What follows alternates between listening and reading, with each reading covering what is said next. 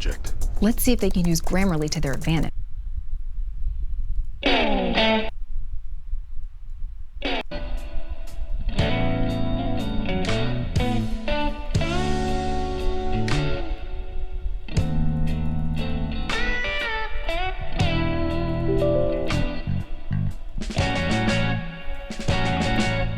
Palagay basang-basa ang dagit, abay damang-dama sa'king kalam ng punong-puno ng pananabik at ng kabalalim.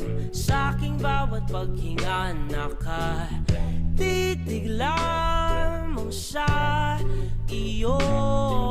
Naglakad ka ng dahan-dahan sa pasilyo tungo sa altar ng simbahan.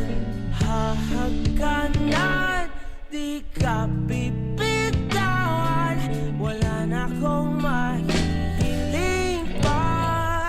Ikaw at ikaw, ikaw at ikaw, ikaw at ikaw, ikaw at ikaw.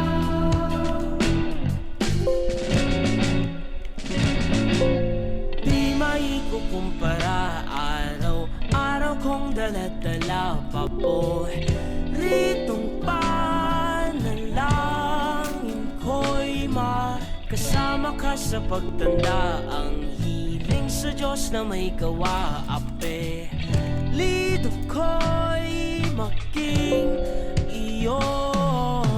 Naglakad ka ng dahan-dahan sa pasilyo tungo sa'kin at hinawakan mo ako't